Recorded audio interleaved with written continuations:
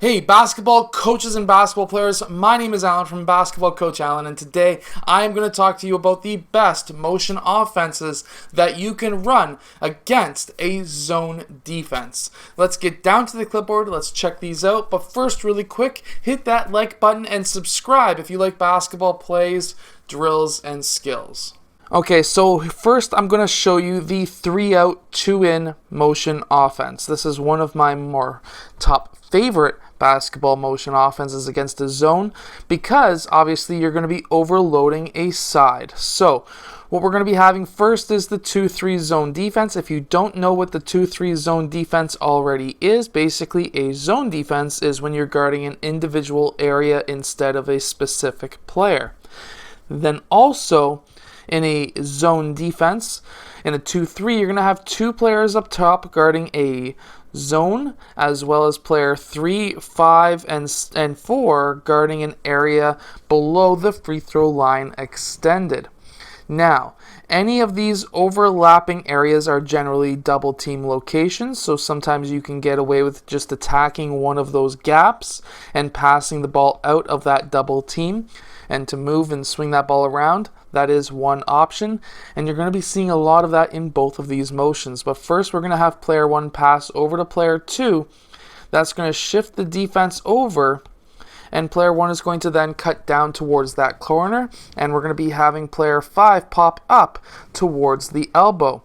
Now, what we're going to be seeing is player 2 having the option to pass to player 5 or to player 1. Player 1 for a 3-point shot unless player 3 drops off, or for player 5 for a mid-range shot. Now, by getting that ball into the high post, you're going to be drawing up that low post player, and in theory, you should be able to bounce past the ball down to player 4 for a layup. Now, that's the best case scenario. Nice, simple, easy tic-tac-toe play.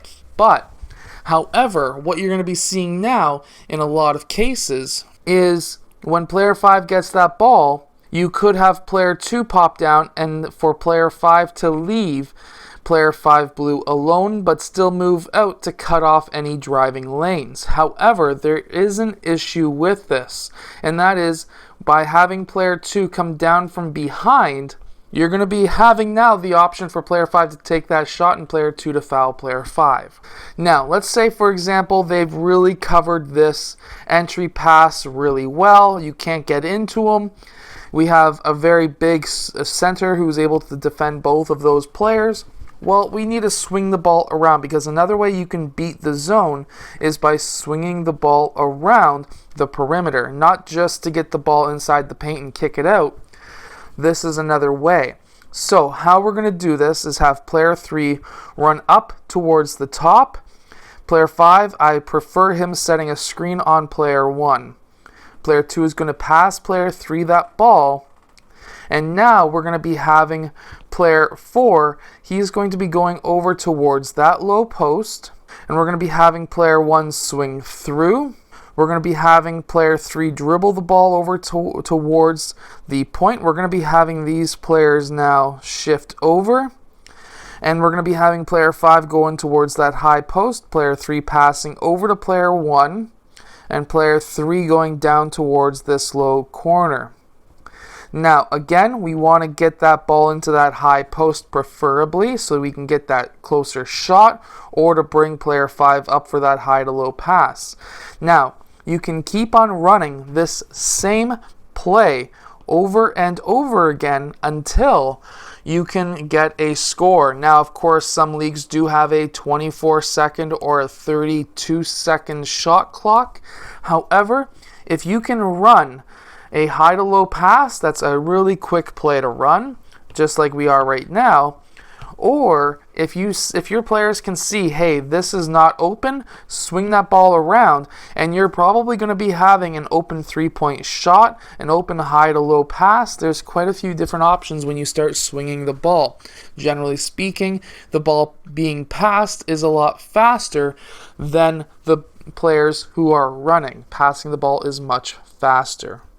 Now, really quickly, against a 3-2 zone, very similar. Player 2 might need to cut back down and pop up. Either way, we're going to be having players who are defending just like so. And it's very similar where high to low pass towards the high post, bring up that post defender, pass down for an easy layup. Same strategies apply. Same strategies apply when you want to swing that ball around. So player 3 gets that ball. We're going to have player 5 go towards that low post. We're going to be having player 1 move up, player 2 move up, player 3 popping up, player 1 popping over towards this side, player 3 attacking over here to draw player 3. Pass to player 1 for that possible shot. Player 4 goes towards that high post. Player 3 cuts down, again may be open for a 3-point shot. And now we have ourselves a possibility for a couple of easy shots, maybe a high to low pass again. There's so many different options. Now we're going to move over to the 5-out. The 5-out offense is personally one of my favorites as well to run against a zone defense because, for one, it can be ran against a man-to-man and zone defense. They are super simple plays until you start getting at the higher level and you start adding in a few more things, but generally speaking, a simple pass and cut, pass and screen away, and pass and screen 4 will allow you to score tons and tons of points. Let's get down to the clipboard and I'll show you what I mean. So against the 2-3 zone, generally speaking, these players are going to be trapping up top. Player 3 and 4 are going to be moving up, and player 5 is going to be playing low, watching out for those baseline cut players. Now, player 1 is going to pass over towards that wing. We're going to be seeing a double team or maybe even single coverage over on that corner.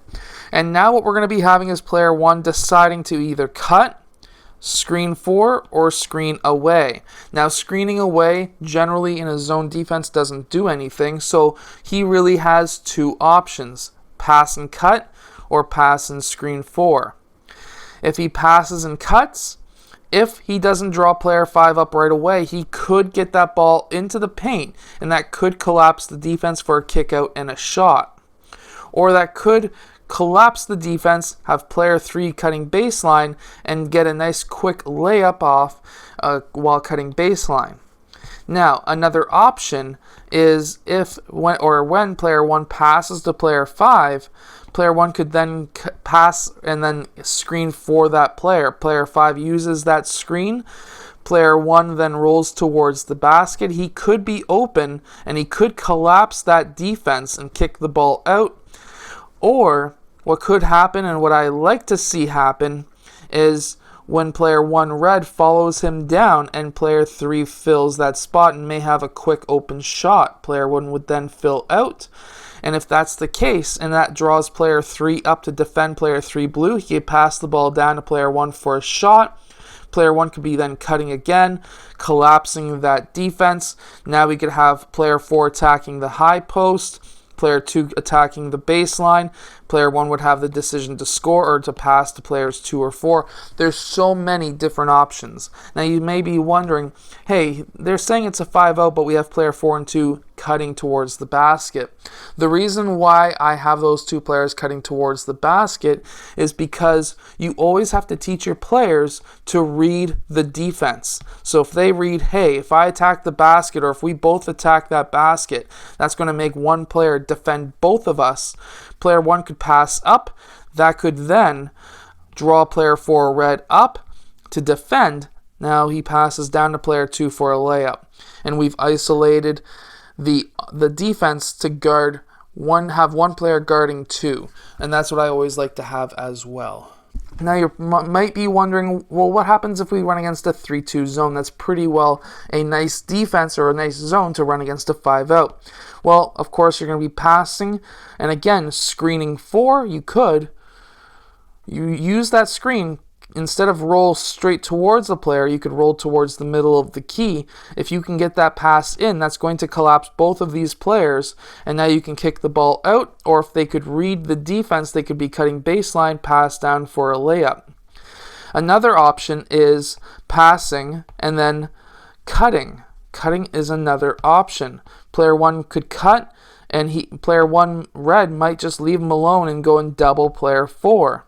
If we have player 3 playing the passing lane or double teaming over here, player 4 being a bit higher just to kind of irritate player 3 blue, if player 5 doesn't rotate across, or even if he does, we can still get that ball in, have player 5 come down and guard player 1. Player 2 could be cutting baseline, again reading the defense, saying, hey, I got nobody between me and the basket, I better cut. And now he has the option for player 1 getting assist and getting a nice easy layup. So there's so many different options that you could run, but these are the two motions that I personally like against a zone. Now, I hope that these motion offenses, even though they're kind of simple and easy, can help you win more games. Now, there are both more advanced motion offenses and set plays out of these two motions that you can run. I do have a few of them on my channel, and there are going to be many, many more coming very soon, so make sure to stay tuned. Anyways, I hope that you enjoy, and I'll see you guys again in our next video, which is coming up later today for the second video of the day.